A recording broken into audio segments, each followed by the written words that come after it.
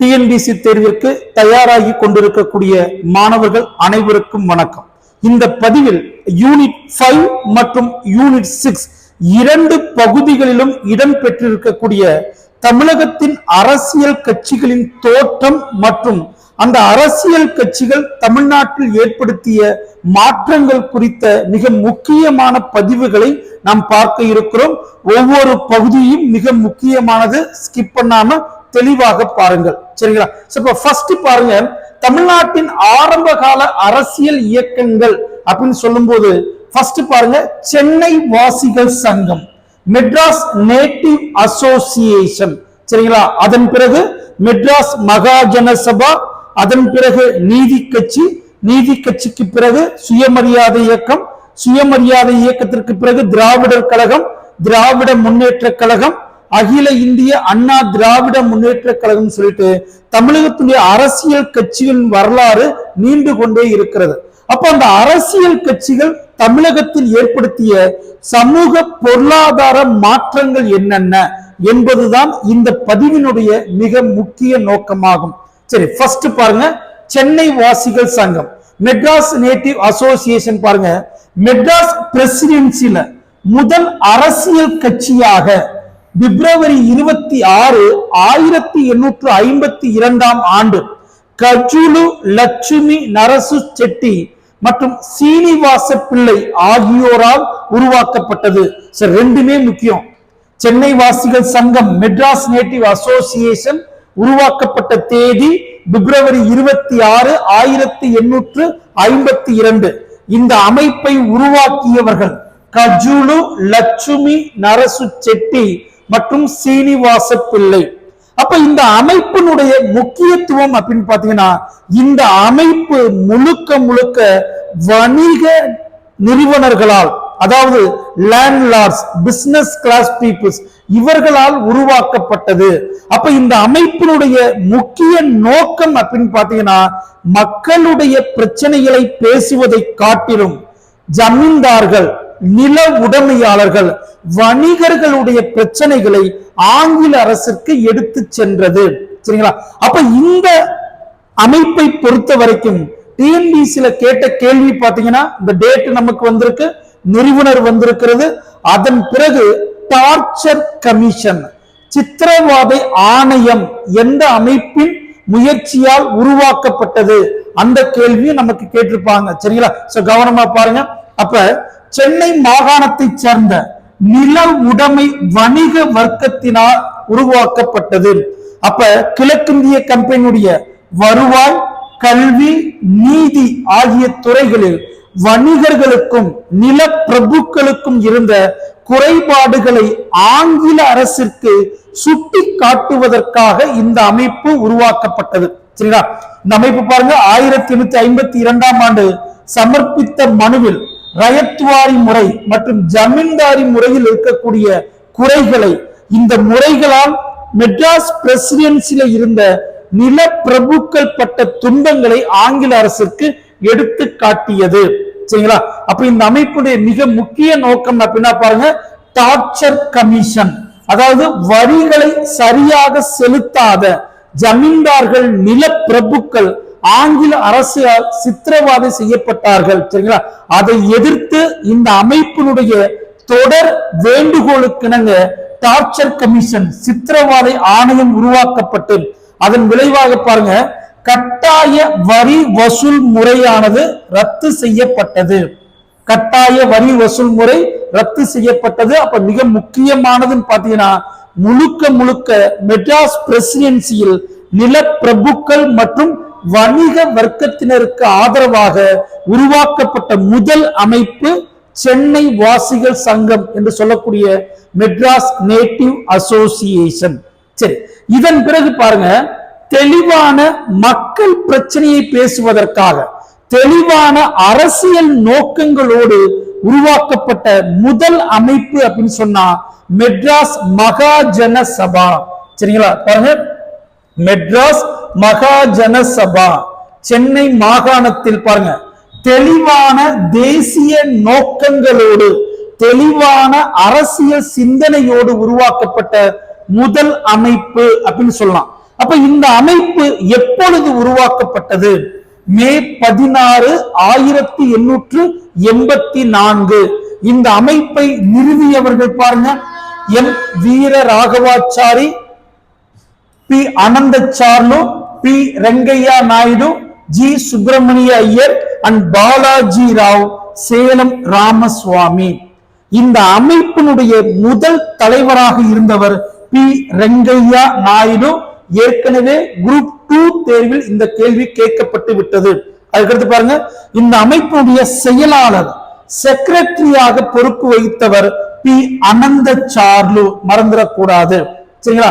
அப்ப பாருங்க, 1885 பம்பாயில் ஆரம்பிக்கப்பட்ட இந்திய தேசிய காங்கிரசின் முதல் கூட்டத்தில் மெட்ராஸ் பிரசிடென்சியிலிருந்து கலந்து கொண்ட அனைவரும் சென்னை மாகாண சபாவை சார்ந்தவர்கள்.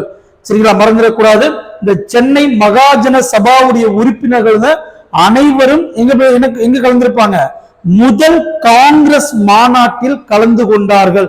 மறந்துடக்கூடாது. அதே மாதிரி இந்த முதல் காங்கிரஸ் மாநாட்டில், அதாவது 1885ல காங்கிரஸோடு மெட்ராஸ் மகாஜன சபா இணைக்கப்பட்டது. அப்ப இனிமேல் பாருங்க, காங்கிரஸோடு இணைந்த இந்த அமைப்பு தேசிய போராட்டங்களில் கலந்து கொண்டிருக்கும்.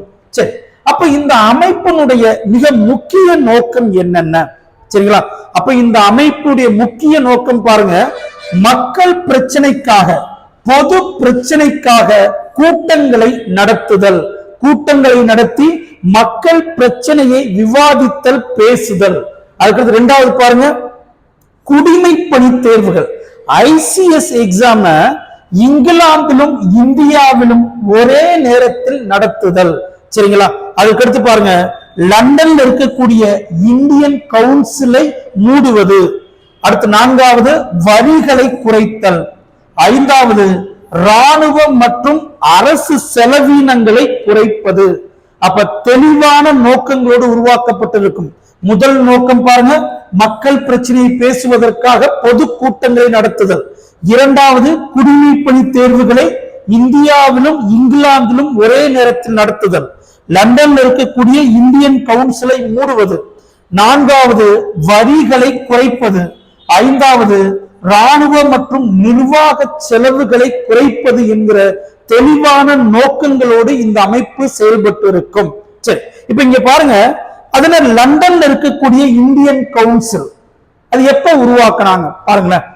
1858 ஆண்டு கவர்மெண்ட் ஆஃப் இந்தியா ஆக்ட் படி, சரிங்களா, secretary of state for India, இந்தியாவிற்கான தலைமை செயலாளர் என்கிற பதவி பிரிட்டிஷ் பாராளுமன்றத்தில் உருவாக்கப்படுகிறது. அப்ப இவருக்கு, தலைமை செயலாளருக்கு, இந்தியா தொடர்பான நிர்வாகத்தில் உதவி செய்வதற்காக 15 உறுப்பினர்களை கொண்ட இந்தியன் கவுன்சில் உருவாக்கப்பட்டிருக்கும். அப்ப இந்த அமைப்பிற்குரிய ஒட்டுமொத்த செலவுகளும் இந்திய வருவாயிலிருந்து செலவு செய்யப்பட்டது. அப்ப இந்தியர்களுக்கு இது பெரும் சுமையாக இருந்திருக்கும். அப்ப லண்டன்ல உட்கார்ந்துகிட்டு இந்தியாவுடைய பெயரில் இவர்கள் சம்பளத்தை பெற்றுக் கொண்டிருப்பார்கள். அதனால என்ன பண்ணிருக்காங்க, மெட்ராஸ் மகாஜன சபா இந்த அமைப்பை மூட வேண்டும் என்கிற கோரிக்கையை தொடர்ந்து வலியுறுத்தி இருப்பார்கள். மறந்துடக்கூடாது. சரிங்களா? சரி, அப்ப இதன் பிறகு மெட்ராஸ் மாகாணத்தினுடைய அரசியல் இயக்கங்கள் அப்படின்னு நம்ம பார்க்கும்போது பாருங்க, இதன் பிறகு செயல்படக்கூடிய அனைத்து அரசியல் இயக்கங்களும் பிராமணர் அல்லாதோர் நலனை பாதுகாப்பதற்காக செயல்பட்டு இருக்கும். சரிங்களா? அதுல பாருங்க, ஜஸ்டிஸ் பார்ட்டி, நீதி கட்சி பார்ப்போம். சோ நம்ம எல்லாருக்கும் தெரியக்கூடிய நான் பிராமணிக்கல், பிராமண முறைக்கு எதிராக வெற்றிகரமாக செயல்பட்ட அமைப்புனா நீதி கட்சி. ஆனால் நீதி கட்சி தொடங்குவதற்கு முன்பே சில இயக்கங்கள் அந்த நோக்கத்தோடு செயல்பட்டு இருந்திருக்கிறது. அந்த வகையில் ஃபர்ஸ்ட் பாருங்க, மெட்ராஸ் பிராமணர் அல்லாதோர் சங்கம், மெட்ராஸ் நான் பிராமின் அசோசியேஷன் பாருங்க, 1909 ஆண்டு உருவாக்கப்பட்டது. உருவாக்கியவர்கள் பி சுப்பிரமணியம், எம் புருஷோத்தமன். பாருங்க, நோக்கம் என்ன? பிராமணர் அல்லாத மக்களிடையே கல்வியை பரப்புவது. பாருங்க, மெட்ராஸ் பிராமணர் அல்லாதோர் சங்கம் தான் 20ஆம் நூற்றாண்டில் துவங்கப்பட்ட ஆரம்ப காலகட்ட அமைப்பு. சரிங்களா? அதாவது நீதி கட்சி தொடங்குவதற்கு முன்பே நான் பிராமின் பீப்புள்ஸ்க்காக உருவாக்கப்பட்ட முதல் அமைப்பாக இந்த மெட்ராஸ் பிராமணர் அல்லாதோர் சங்கம் குறிப்பிடத்தக்க இடத்தை பெறுகிறது. சரி, இதன் பிறகு பாருங்க, மெட்ராஸ் கூட்டமைப்பு குழு அல்லது மெட்ராஸ் ஐக்கிய கழகம், மெட்ராஸ் யுனைடெட் லீக், மறந்துடக்கூடாது. இந்த அமைப்பும் மிக முக்கியமான அமைப்பியா. 1912ஆம் ஆண்டு உருவாக்கப்பட்டது. முழுக்க அரசு அலுவலர்களால் உருவாக்கப்பட்டது. இந்த அமைப்பு உருவாக்கப்படுவதற்கு காரணமாக இருந்தவர்கள் சரவண பிள்ளை, ஜி வீராசாமி, துரைசாமி போன்றோர். இந்த அமைப்பின் செயலாளராக இருந்தவர் சி நடேசனார். சரிங்களா? இந்த அமைப்பு தான் பின்னாடி பாருங்க, அக்டோபர் 1, 1912 மெட்ராஸ் திராவிடர் சங்கம் என்கிற அமைப்பாக பெயர் மாற்றம் செய்யப்பட்டிருக்கிறது. சரிங்களா? இதெல்லாம் பாருங்க, சி நடேசனார் 1916 என்ன பண்ணிருப்பாரு, திருவல்லிக்கேணியில் திராவிடர் இல்லம் என்று சொல்லக்கூடிய படிக்கக்கூடிய பிராமணர் அல்லாத மாணவர்களுக்காக இலவச தங்கும் விடுதியை உருவாக்கி இருப்பார். அப்ப பிராமணர் அல்லாத மாணவர்கள் படிப்பதற்காகவும் அதே நேரத்தில் அவர்கள் தன்னுடைய பிரச்சனைகளை விவாதிப்பதற்காகவும் இந்த திராவிடர் இல்லம் திருவல்லிக்கேணியில் சி நடேசனாரால் உருவாக்கப்பட்டிருக்கும். சரிங்களா? அப்ப இதன் பிறகு என்ன நடந்தது? இதன் பிறகு பாருங்க, ராயல் கமிஷன் 1912 பாருங்க, அரசாங்க பணிகளுக்கான ராயல் கமிஷன் 1912ஆம் ஆண்டு உருவாக்கப்பட்டது. அதாவது இந்தியாவிற்கு வந்தது. அப்ப இந்த ராயல் கமிஷனை பாருங்க, பி தியாகராய செட்டியார் இந்த கமிஷனை சந்தித்து மெட்ராஸ் ப்ராவின்ஸ்ல, மெட்ராஸ் பிரசிடென்சில அனைத்து அரசாங்க பணிகளும் பிராமணர்கள் ஆக்கிரமித்துக் கொண்டிருக்கிறார்கள், பிராமணர் அல்லாதோர் என்ன பண்ணல, அந்த பதவியை வகிக்கவில்லை. அப்ப பிராமணர் அல்லாத மக்களுக்கு அரசாங்க பணிகள் வழங்கப்படுவது இல்லை என்பதை தியாகராய செட்டியார் சுட்டி காட்டியிருப்பார். சரிங்களா? அதை தொடர்ந்து பாருங்க, வருவாய் கோட்ட அதிகாரியாக இருந்த பாலாஜி ராவ் நாயுடு என்பவர் பிராமணர் அல்லாதோர் நலனை பாதுகாப்பதற்கு ஒரே வழி ஜாதி அடிப்படையிலான பிரதிநிதித்துவம், ஜாதி அடிப்படையில் இடஒதுக்கீட்டை வழங்க வேண்டும், அது மட்டும்தான் பிராமணர் அல்லாதோர் மக்களை பாதுகாக்கும் என்பதை ராயல் கமிஷன் கிட்ட வலியுறுத்தியவர் பாலாஜி ராவ் நாயுடு. சரிங்களா? இதன் பிறகு பாருங்க, பிராமணர் அல்லாதோர் மக்களை பாதுகாப்பதற்காக அடுத்து ஒரு மிக முக்கிய நிகழ்வு கடித கிளர்ச்சி 1915. மொத்தம் பாருங்க, பிராமணர் அல்லாதோர் பிராமணர் அல்லாத மக்களின் நலனுக்காக 21 கடிதங்கள் அடங்கிய நூலை சி சங்கரன் நாயர் என்பவர் வெளியிட்டிருப்பார். சரிங்களா? இந்த கடிதங்கள் பாருங்க 1915ஆம் ஆண்டு திராவிட பிரபலங்கள் எனும் நூலாக வெளியிடப்பட்டது. சரிங்களா? அப்ப 21 கடிதங்கள் அடங்கிய நூலை வெளியிட்டவர், திராவிட பிரபலங்கள் என்கிற நூலை வெளியிட்டவர் சி சங்கரன் நாயர். அப்ப இந்த இவை இரண்டுமே பாருங்க, பிராமணர் அல்லாத மக்களிடையே சிந்தனை கிளர்ச்சியை ஏற்படுத்தியது, யோசிக்க வைத்தது. அதனாலதான் இதற்கு கடித கிளர்ச்சி என்று குறிப்பிட்டிருக்கிறார்கள் வரலாற்றில். சரி, அப்ப இதன் பிறகு என்ன சார் அரசியல் இயக்கம் வரும்போது பாருங்க, இதன் பிறகு நம்ம பார்க்கக்கூடியது நீதி கட்சி.